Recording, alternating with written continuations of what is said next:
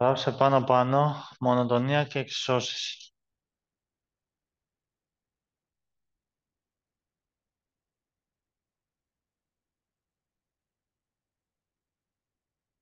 Μονοτονία και εξισώσεις. Κωνσταντίνε, αν μια συνάντηση είναι γνησίως μονότονη, τι είπαμε δηλαδή είναι, τι σημαίνει γνησίως μονότονη?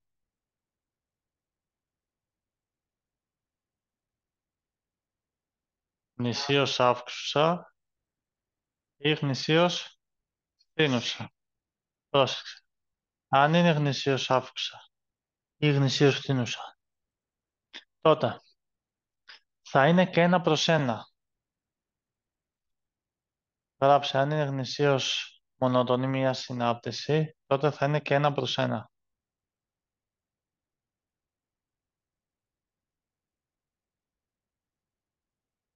Ένα προς ένα. Κοίταξε πώς το συμβολίζουμε το ένα προς ένα έτσι. Ένα προς ένα. Και τι θέλω να θυμάσαι, ότι άμα είναι γνησίως μονοτονή, δηλαδή και ένα προς ένα, για κάθε χ1, χ2 που ανήκει στο δέλτα, κοίτα τι ισχύει.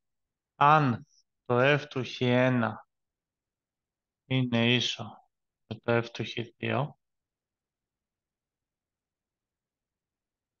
τότε μπορώ να διώξω τα f, διώχνω τα f και θα μου μείνουν τα μέσα. Άρα τι θα μου μείνει? χ1 ίσον χ2. Αν μία συνάντηση F είναι γνησίως μονότονη. Άρα λέμε εμείς ότι είναι και ένα προς ένα. Άστα, αυτό δεν το ξέρουμε. Πάντως, αν είναι γνησίως μονότονη, Κωνσταντίνε, μπορώ να διώξω τα F. Αν διώξω τα F, τι θα μείνει? χ1 ίσον χ2.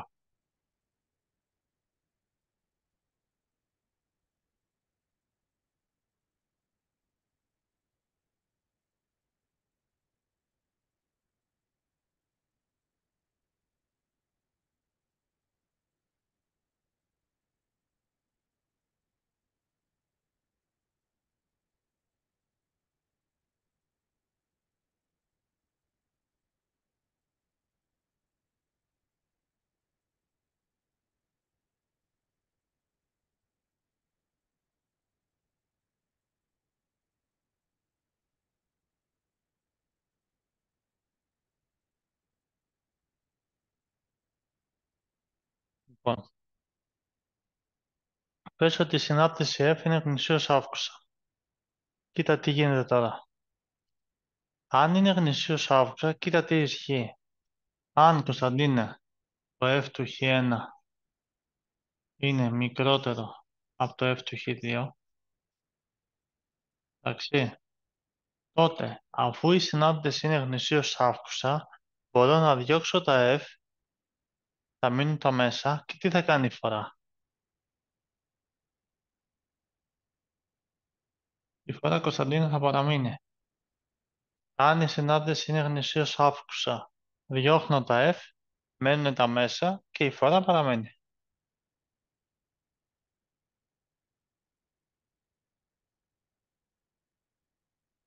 Εντάξει.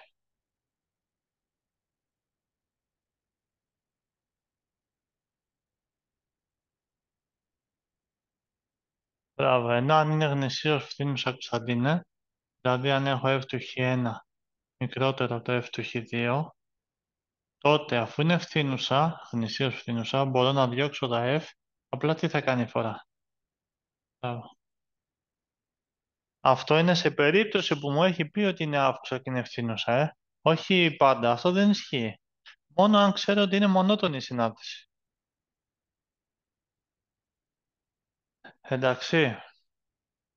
Άρα, αν μια συνάντηση F είναι γνησίως μονότονη. Τι σημαίνει γνησίως μονότονη? Να είναι ή γνησίως αύξουσα ή γνησίως φθήνουσα. Τότε λέμε στα μαθηματικά ότι αν είναι γνησίως αύξουσα ή γνησίως φθήνουσα, θα είναι και ένα προς ένα. Εντάξει. Ωραία. Τι γίνεται στην περίπτωση που είναι ένα προς ένα και έχω ίσον? Αφού έχω ίσον, μπορώ και διώχνω τα F και θα μείνουν τα μέσα. Άρα θα μείνει χ1 ίσον χ2. Εντάξει. Πάμε τώρα στην περίπτωση που έχω γνησίως αύξουσα και έχω ανίσωση. Τι κάνω? Διώχνω τα F και μένουν τα μέσα. Η φορά παραμένει. Και αν έχω γνησίους φθήνουσα, Κωνσταντίνε, διώχνω τα F, μένουν τα μέσα, απλά η φορά αλλάζει όταν είναι γνησίως φθήνουσα. Ωραία. Εντάξει, απορία.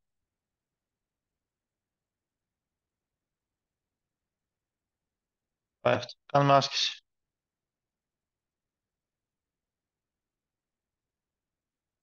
Θα πάω δεξιά, εντάξει. Έστω μία συνάρτηση F, λέει, η οποία είναι γνησίως μονότονη, θάψε άσκηση, ναι, θεωρία,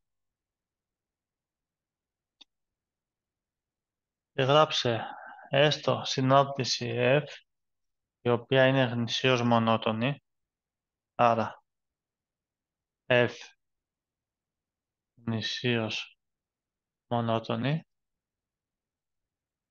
ωραία, και λέει ότι η γραφική παράστασή της διέρχεται από το σημείο α μείον 1,6 και από το σημείο β 2,3.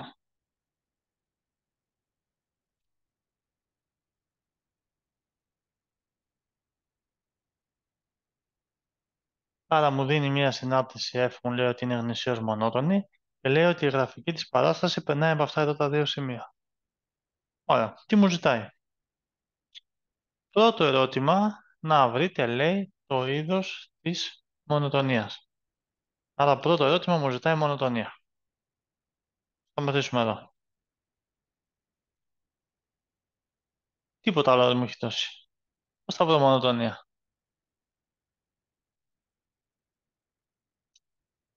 Και από αυτά τα δύο, ρε, μια συνάρτηση έχω. Τι?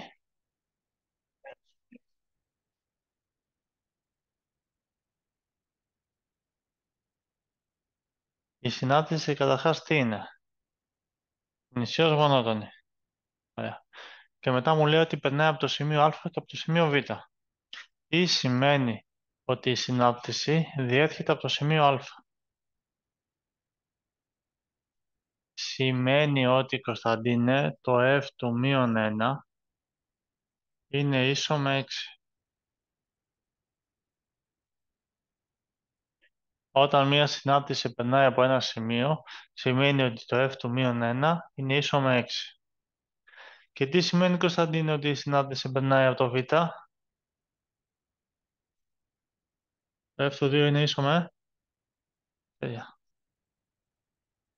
Αν δεις πουθενά ότι η συνάρτηση F περνάει από αυτά τα σημεία, από οποιοδήποτε σημείο, θα γράφεις πάντα αυτό. Πάντα. Πάντα. Πάντα, πάντα, πάντα.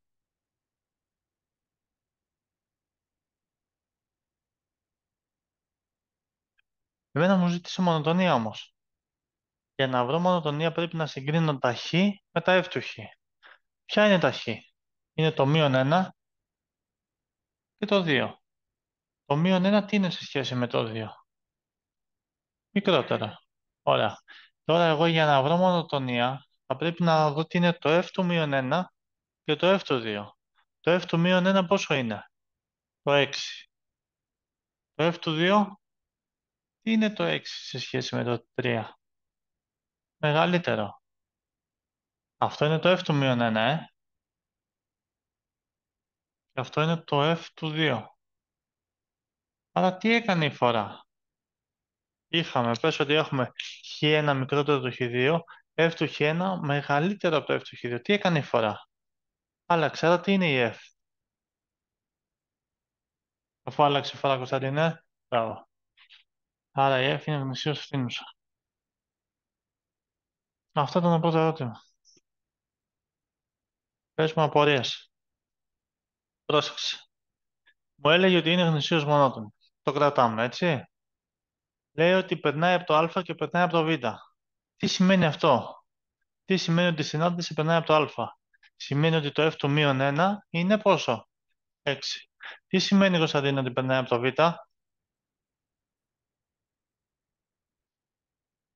Τι σημαίνει ότι περνάει από το β? Ότι το f του 2 θα είναι 3. Αφού περνάει από το β, το f του 2 θα είναι 3. Μετά μου ζητούσε μονοτονία. Τι κάνω, πρέπει να συγκρίνω το -1 με το 2. Το -1 είναι μικρότερο από το 2. Και μετά να δω τι κάνει με τα f. Πόσο είναι το f του -1, πόσο είναι το f του 2. Το f του -1 ήταν 6. Το f του 2 3. Το 6 είναι μεγαλύτερο από το 3. Άρα τι κάνει φορά? Άλλαξε. Άρα τι είναι η f? Νηστείος, φθήνουσα, μεγαλύτερη. Ούτε μεγαλύτερη ούτε μικρότερη. Τίποτα από τα δύο. Είναι φθήνουσα, γνησίως φθήνουσα. Τι μεγαλύτερη? Έχουμε πει εμείς μεγαλύτερη, μικρότερη. Είναι γνησίως φθήνουσα. Εντάξει. Β ερώτημα. Να λύσετε, λέει, την ανίσωση. Να λυθεί αυτή εδώ η ανίσωση.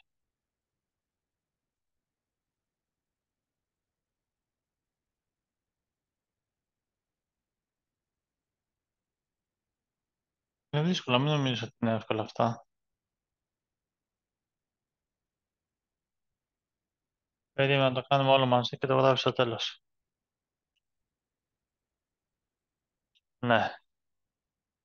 Θέλει Κωνσταντίνα να λύσουμε αυτήν εδώ την ανίσωση.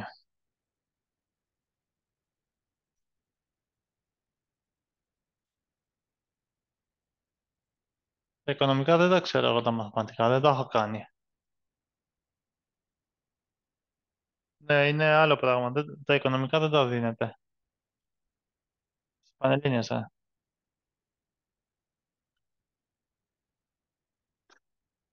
Θέλουμε να λύσουμε αυτήν εδώ την ανίσωση. Έχουμε καμία ιδέα? Τι δείξαμε ότι είναι η F? Νησίως φθήνουσα. Ούτε τύπο έχω, δεν μου έχει δώσει τύπο συνάντηση, δεν μου έχει δώσει τίποτα. Βλέπω όμως αυτό το 3 εδώ, Κωνσταντίνα. Μήπως μπορώ να το γράψω κάπως αλλιώς? Ναι.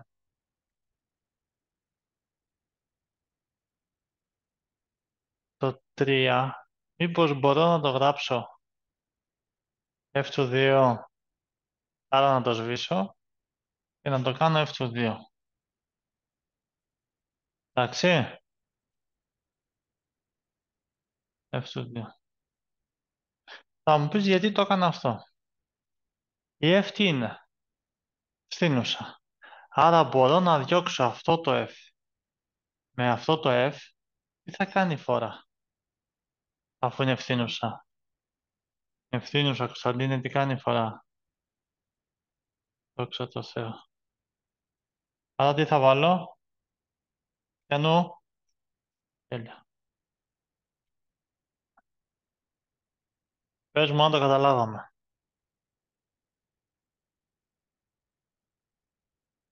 Διώχνω τα F αφού είναι ευθύνουσα και η φορά αλλάζει. Μένουν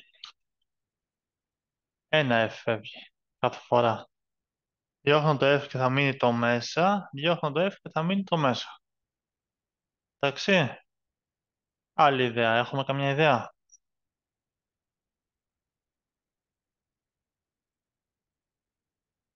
Εγώ λέω Κωνσταντίν, για πες. Δεν γίνεται. Εγώ λέω Κωνσταντίνε να κρατήσω το F μπροστά και να πάω το νούμερο από την άλλη. Άμα πάει το -4 από την άλλη, τι θα γίνει? 2 συν 4. Άρα 6. Το σβήνω, το πάω από την άλλη και θα γίνει 6. Ωραία. Κατανοητό. Ωραία. Άρα 6. Ωραία.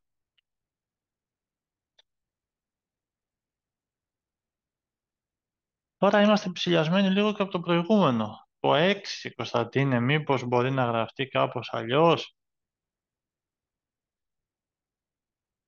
Μπράβο. F του -1. Έχω F και F. Μπορούν να φύγουνε. Διώχνω τα F και κρατάω τα μέσα.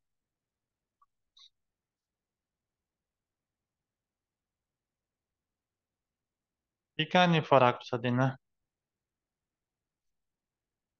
Γιατί? Όχι επειδή διώχνω. Επειδή είναι ευθύνουσα. Οπότε φτάσαμε εδώ. Πόσο θα γίνει?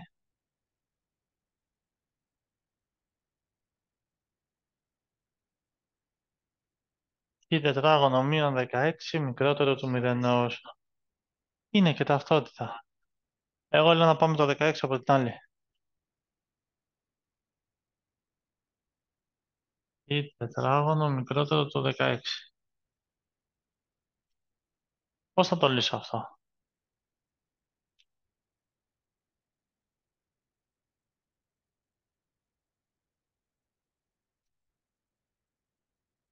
Εγώ λέω να βγάλω ρίζα για να διώξω το τετράγωνο. Ρίζα.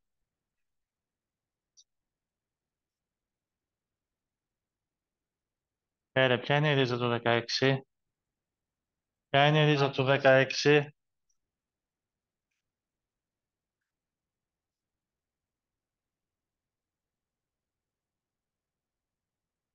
Άρα πώς μπορώ να το γράψω? Χ ανήκει.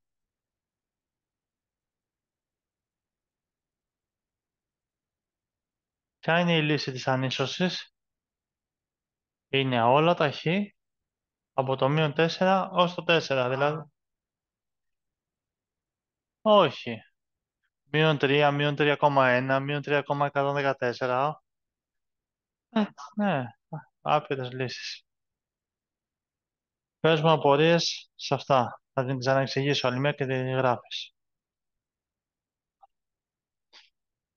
Θέλω να σου μείνει ότι. Τι σημαίνει ότι η γραφική παράσταση περνάει από το α? Σημαίνει ότι το f από αυτό είναι ίσο με αυτό. Το f του μείον 1 είναι 6. Το f του 2 είναι 3. Αυτό σημαίνει. Μου είπε ότι είναι γνησίως μονότονη. Και έπρεπε να δείξω μονοτονία. Και πρέπει να συγκρίνω το χ1 με το χ2, να το μείον 1 με το 2 και τα f από αυτά. Το f του μείον 1 με το f του 2. Το f του μείον 1 όμως βγήκε μεγαλύτερο από το f του 2. Άρα η φορά άλλαξε. Άρα τι ήταν η f? Φθήνουσα. Γνησίως φθήνουσα. Και μετά μου ζητούσε να λύσω μία ανίσωση. Ωραία. Έπρεπε όμως να δημιουργήσω f με f για να φύγουν τα f και να κρατήσω τα μέσα. Ωραία. Δημιούργησα f, f. Έδιωξα τα f. Τι έκανε η φορά όμως επειδή ήταν φθήνουσα? Άλλαξε. Οπότε κράτησα το μέσα μεγαλύτερο από το μέσα. Ωραία. Μετά πήγα, έκανα πράξεις, ξανά δημιούργησα F μπροστά, F πίσω. Γιατί? Έτσι ώστε αν έχω F και F, θα διώξω τα F, θα μείνουν τα μέσα. Ναι, αλλά με το που διώχνω τα F, τι κάνει η φορά αφού είναι ευθύνουσα? Αλλάζει. Άρα έφτασα εδώ, έκανα πράξεις και βρήκα τις λύσεις της ανίσωσης. Πες μου απορίες.